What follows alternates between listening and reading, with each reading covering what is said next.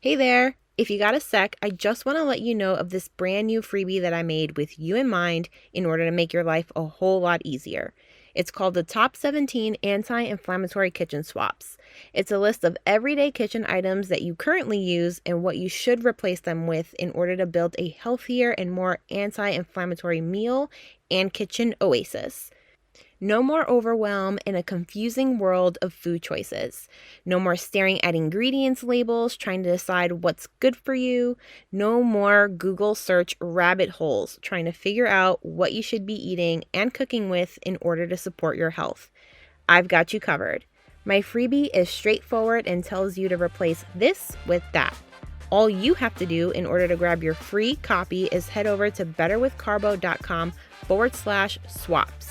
That's betterwithcarbo.com/SWAPS. Can't wait to hear what you think.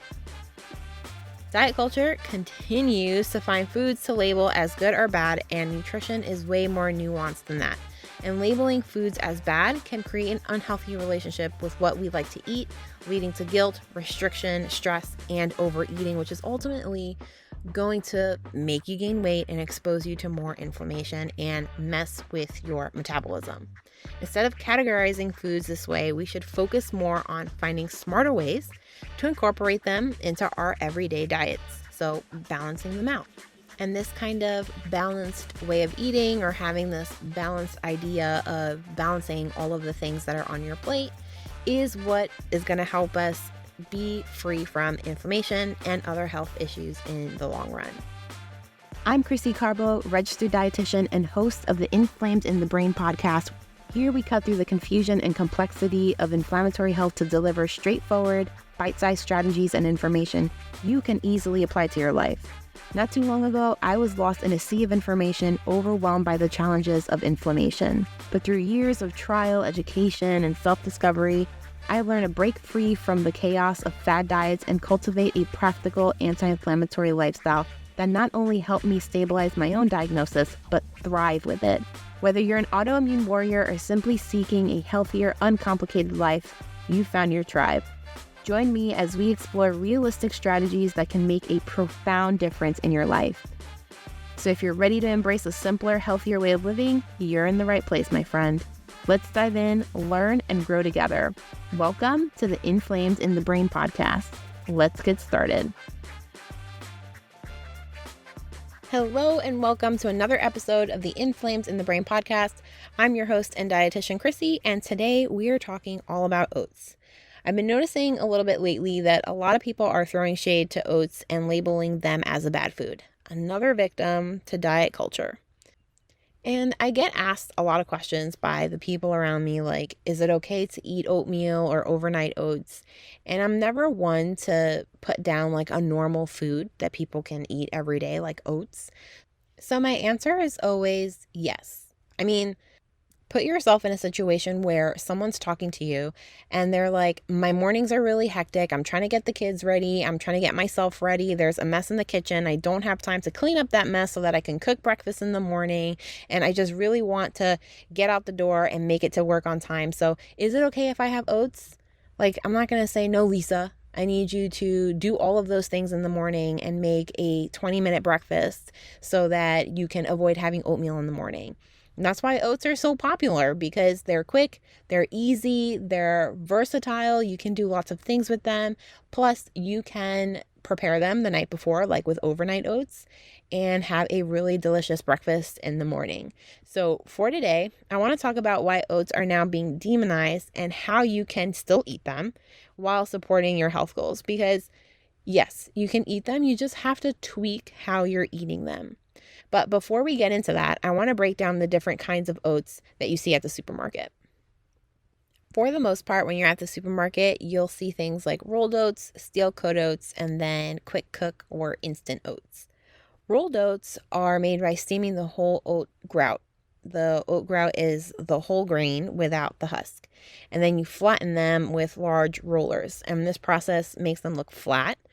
And they cook relatively quickly, usually in about 5 to 10 minutes, and are commonly used to make oatmeal and granola. Then you have steel coat oats, which are made by chopping oat grouts into small pieces. This process gives them a coarse texture and a chewy consistency when they're cooked. This is probably my favorite kind of oat to have. Because they're less processed, the steel cut oats do take a little longer to cook, typically like 20 to 30 minutes.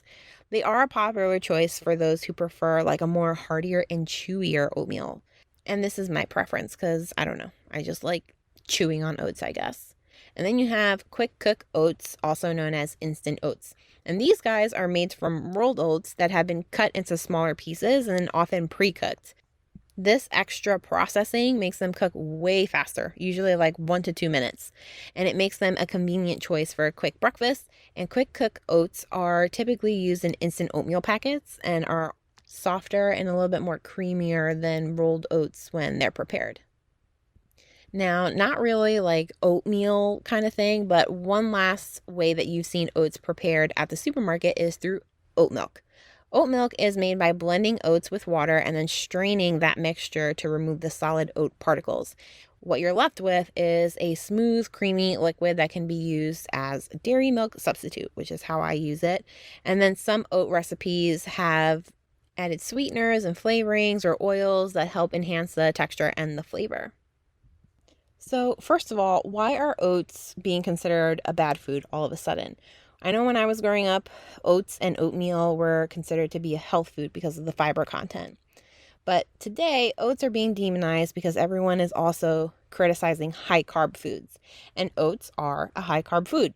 If you eat oats alone, like how lots of people have them as oatmeal for breakfast, they can quickly spike your blood sugar. And when your blood sugar spikes, your body releases insulin to bring it back down. The rapid rise and fall in blood sugar can leave you feeling tired, irritated, and hungry shortly after you eat.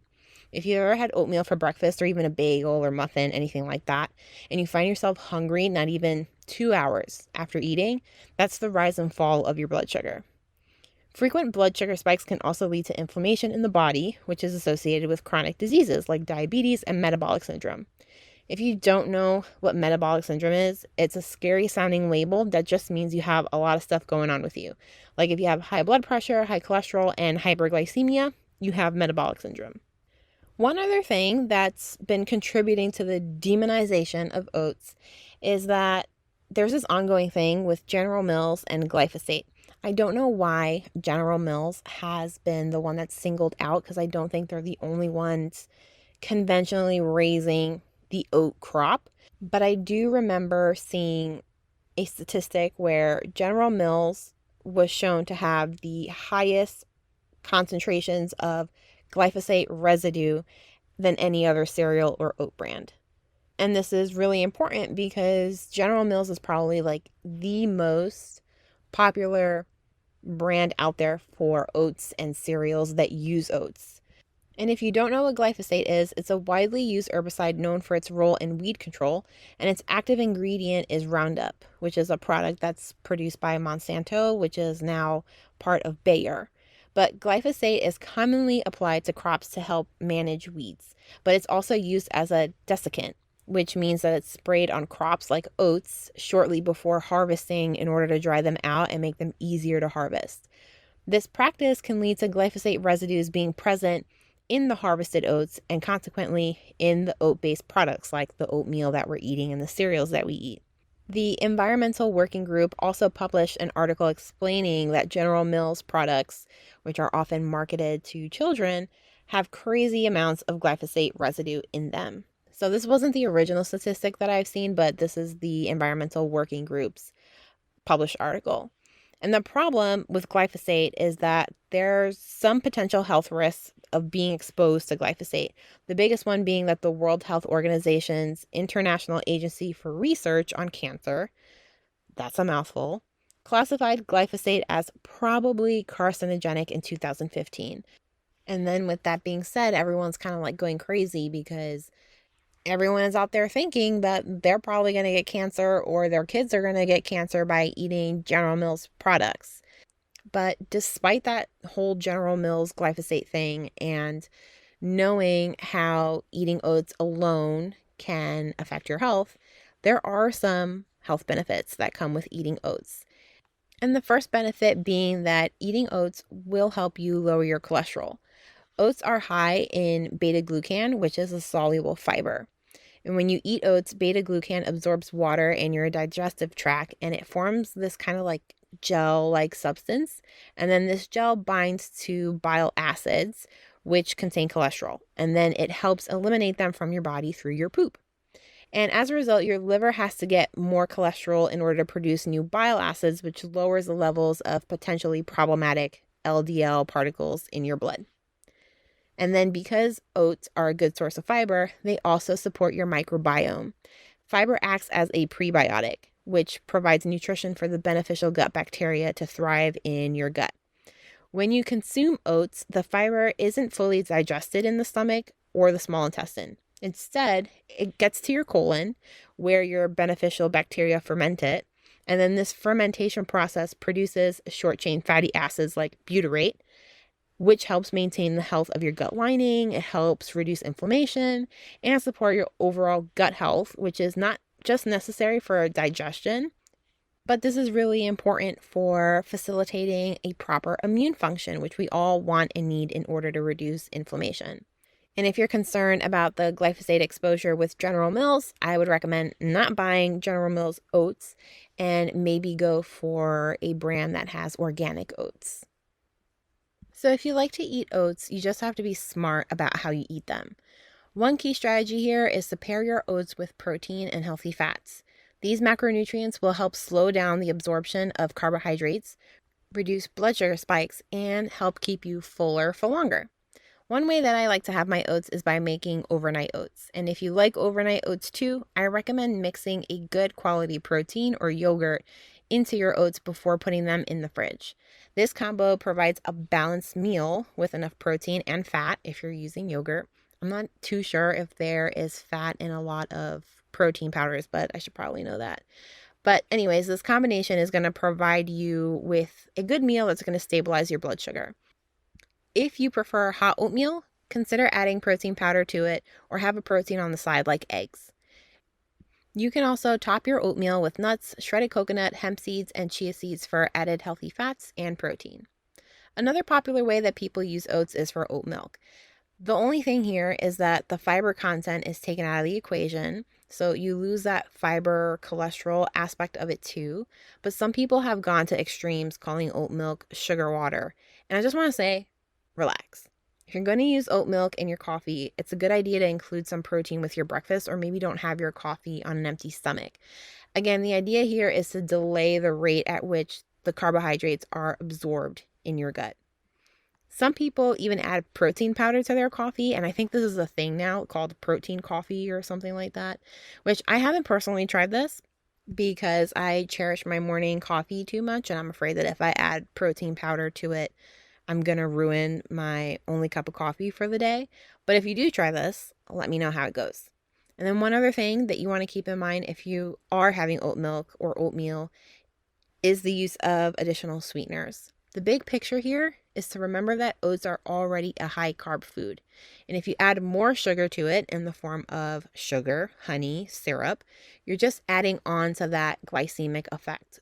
So remember, oats are not a bad food. They're a high carb food. And again, carbs are not bad for us. You just have to eat them in a way that supports your health, which is balancing them out with some protein and or fat. Diet culture continues to find foods to label as good or bad, and nutrition is way more nuanced than that. And labeling foods as bad can create an unhealthy relationship with what we like to eat, leading to guilt, restriction, stress, and overeating, which is ultimately going to make you gain weight and expose you to more inflammation and mess with your metabolism. Instead of categorizing foods this way, we should focus more on finding smarter ways to incorporate them into our everyday diets. So balancing them out. And this kind of balanced way of eating, or having this balanced idea of balancing all of the things that are on your plate, is what is going to help us be free from inflammation and other health issues in the long run. So I hope you found value from this episode, especially if you are a fellow oat lover. And if you did, please share this with someone else who also loves oats. Don't forget to leave a review and reach out to me on Instagram. I'm at Better with Carbo. And don't forget to subscribe so that you don't miss out on any of our anti-inflammatory conversations. Until next time, same place.